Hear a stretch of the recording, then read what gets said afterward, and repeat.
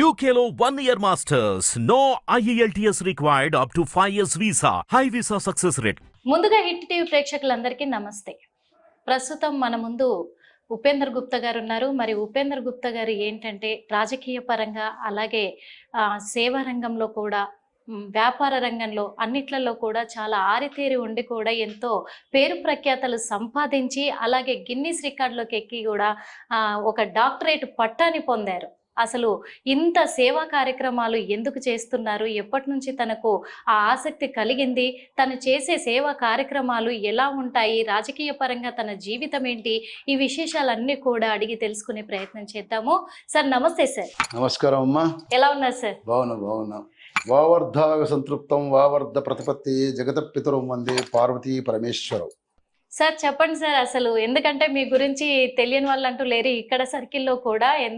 మీరు చేస్తున్న ఈ సేవలు కావచ్చు, అలాగే ఒక హిందూ తత్వంగా కావచ్చు, మీ గొప్పతనం గురించి చాలామంది చెప్తుంటే మేము విన్నాము, చూసాం కూడా. చాలా ఇంటర్వ్యూలలో అలాగే పత్రికల్లో కూడా మిమ్మల్ని చూస్తున్నాము, మీ గురించి వింటున్నాము, చదువుతున్నాం కూడా.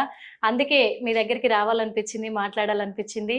సార్ మీ గురించి చెప్పండి సార్. నేను మొగుళ్ళపల్లి ఉపేందర్, మాది స్వగ్రామము రేవర్తి గ్రామము, మద్దూరు మండలము, సిద్దిపేట జిల్లా. నేను బాల్యాభ్యాసము 10th వరకు గ్రామీణ ప్రాంతం మా రేవర్తిలో మద్దూరులో చదవడం జరిగింది. 1982లో హైదరాబాద్ నాంపల్లి జూనియర్ కాలేజీలో ఇంటర్మీడియట్ పూర్తి చేశాను. SVS కాలేజీ డిగ్రీ కాలేజీలో BA పూర్తి చేశాను. అదేవిధంగా ఓల్డ్ సిటీ ITIలో డిప్లొమా డ్రాఫ్ట్స్మెన్ మెకానిక్ కూడా పూర్తి చేశాను నేను. అవునా సార్, కానీ మీరు ఇంత చదువుకున్నారు, చేశారు, కానీ ఈ సేవా రంగం వైపు ఎలా మళ్ళారు సార్? పువ్వు పుట్టగానే పరిమళిస్తున్న విధంగా మనిషి పుట్టుకలోనే ఒక విధమైనటువంటి ఒక అభ్యాసం ఉంటుంది. ఎందుకంటే కొందరికి నృత్యంలో కానీ, కొందరికి ఆటపాటల్లో కానీ, కొందరికి వేరే ఏదో క్రీడల్లో కానీ ఈ విధమైన ఒక వ్యాపకం అనేది వస్తుంది. ప్రతి మనిషిలో ఒక విధమైన గుణం అనేది ఉంటుంది. నాలో సేవా గుణం ఉందేమో, నేను సేవ గురించి ఇంట్రెస్ట్ గా చేస్తున్నాను అంతే. అంటే మీరే చేస్తున్నారా లేకుంటే మీ తరతరాల నుంచి కూడా ఇలా సేవ చేసే వాళ్ళ సార్?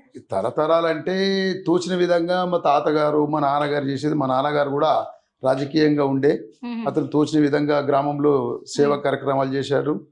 ఇక వాళ్ళ రాజకీయ కుటుంబం మాది. మా నాన్నగారు రాజకీయంగా ఉండే. ఆ విధంగా మా ఇంట్లో అందరూ వచ్చి కూర్చోవడము, సమస్యల పరిష్కారము, ఏదైనా సమస్యలు ఉంటే తీర్చడము, రాజకీయంగా మాట్లాడుకోవడం అనేది కూడా నాకు చిన్నతనం నుంచి కొంచెం అబ్బింది అనుకుంటా. అదే సార్ మేము విన్నాం కూడా, ఎందుకంటే అనాథాశ్రమాలలో కూడా మీరు ఉంటారు అని చెప్పి, అదే కాకుండా మూగ జీవాలకు కూడా మీరు అండగా నిలబడతారు అని చెప్పి కూడా చాలా వింటున్నాం కూడా. ఇలాంటి సేవా కార్యక్రమాలు అవే కాకుండా పేద ప్రజలు ఉన్నారు, వీళ్ళు పేద ప్రజలు అని తెలిస్తే కూడా మీరు అక్కడికి వెళ్ళిపోయి వాళ్ళకి హెల్ప్ చేయడం కూడా చేస్తూ ఉంటారని కూడా మేము చదువుతున్నాం సార్. నాది ఒకటే మోటో అమ్మా, మనిషి అవసరానికి ఇబ్బందులు ఉండి అభ్యర్థించిన వెంటనే మనతో అయిన సహాయం చేయాలి. ఆ దృష్టితోటే నేను దాదాపుగా ప్రతి సంవత్సరం ఒక 60-70 మంది విద్యార్థులకు స్కూల్ ఫీజు కట్టి చదివించడం జరుగుతుంది. కాలేజీ, స్కూలు, హాస్టల్ ఏదైనా కానీ వాళ్ళు మెరిట్ స్టూడెంట్స్ అయి ఉండి, బీదవారు అయి ఉండి, అమ్మా నాన్నలు లేక అట్టాటి వారికి ఆదరించి వాళ్ళని చదివిపించే బాధ్యతగా తీసుకొని వాళ్ళకు చదువు పూర్తయ్యే వరకు నేను వారి వెంట ఉండి చదివించడం జరుగుతుంది. అదే సార్, ఎందుకంటే అంత గొప్ప మనసు అందరికీ ఉండదు, చాలా తక్కువ మందికి ఉంటుంది. మరి సంవత్సరానికి ఇలా 70 మందిని చదివిస్తున్నారంటే మామూలు విషయం కాదు.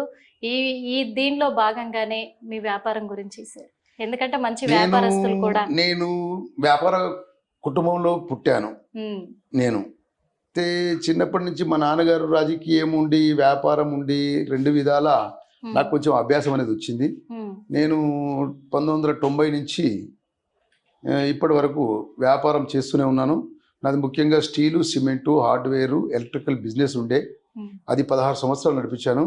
ఇప్పుడు స్టీలు, సిమెంటు, రియల్ ఎస్టేటు ఇవి ముఖ్యంగా నేను నడిపించడం జరుగుతుంది. ఇటు వ్యాపారంతో పాటు ఇటు రాజకీయంతో పాటు ఆధ్యాత్మికంతో పాటు సేవారంగం ఏందులో కానీ సంతృప్తిగా సంపూర్ణంగా చేసే విధంగానే చేస్తాను నేను. ఎన్ని విధాలుగా వెళ్తున్నారు సార్? అంటే ఎంత అంటే మీ సేవ అంటే మీ సేవా కార్యక్రమాలు పొందే వాళ్ళు అదృష్టవంతులని కూడా చెప్పుకోవచ్చు. నేను అదృష్టవంతుని, వాళ్ళు కాదు. నాకు అవకాశం ఇచ్చిండు భగవంతుడు, వారి ద్వారా నాకు అవకాశం ఇచ్చిండు కాబట్టి నేను అదృష్టవంతుని. ఎందుకు అంటున్నానంటే సార్, మీ సేవని వాళ్ళు అందుకుంటున్నారు, వాళ్ళు అదృష్టవంతులని ఎందుకు అంటున్నానంటే సార్, నేను చాలా తక్కువ మంది సంపాదించుకోవాలి, బిల్డింగులు కట్టుకోవాలి, ఆస్తులు సంపాదించుకోవాలి, మా పిల్లలకే నిలబెట్టుకోవాలి అనే ఈ కాలంలో మనమున్న ప్రస్తుత సమాజంలో ఇలాంటి సేవా గుణం కలిగి ఉన్నారు అని అంటే అది చాలా గొప్ప విషయం అనే చెప్పుకోవాలి. అది నాకు కొంతమంది ఆదర్శం. ఎందుకంటే మనం తినడమే గొప్ప కాదు, ఎదుటి బాధలను అర్థం చేసుకున్నప్పుడు దానిలో మానవత్వానికి ఉన్న విలువ ఉంటుంది. నేను తిన్నానా, నా కుటుంబం తిన్నదా, నేను పెద్దగా అయినానా, ఆ ఉద్దేశం కాకుండా నాలో కొంత భాగం నా మిత్రుల ద్వారా, స్నేహితుల ద్వారా, హితుల ద్వారా, బంధువుల ద్వారా ఆర్థిక సహాయం తీసుకొని ప్రతి కార్యక్రమాన్ని నిర్విఘ్నంగా చేస్తాను.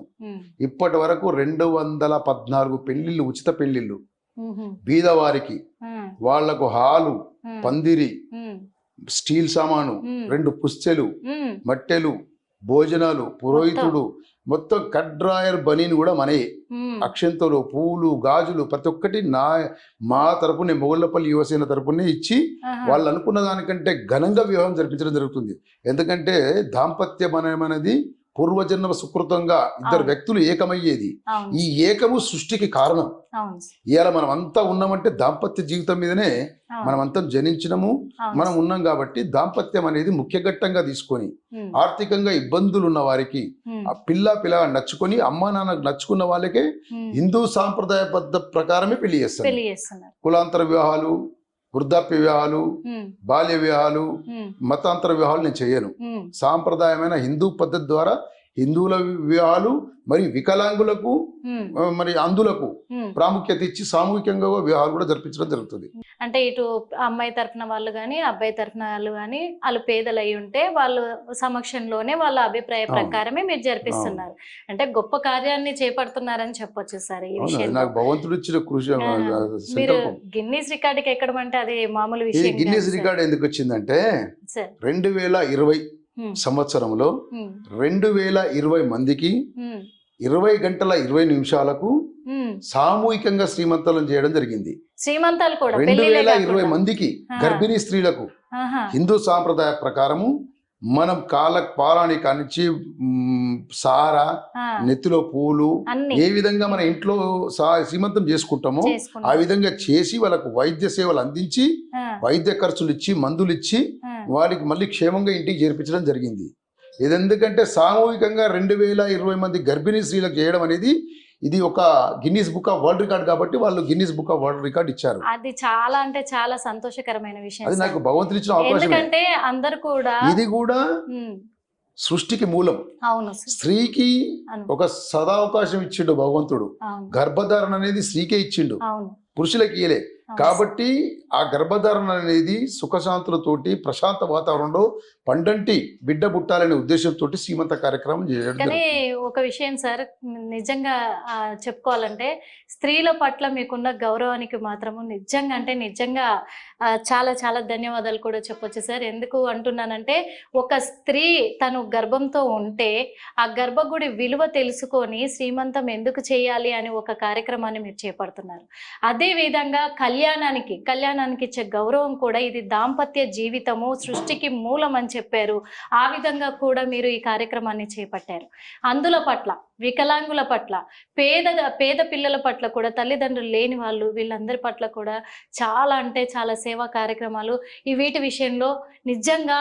ఎందుకంటే సమాజంతో నాకు సంబంధం లేదు కానీ నాకు మనసుకు దగ్గరగా నా పర్సనల్గా కూడా చాలా అంటే చాలా సంతోషంగా ఫీల్ అవుతున్నాను సార్. ఈ విషయంలో మీలాంటి వాళ్ళను కలవడానికి చాలా మంది ఉన్నారు ఇంకా.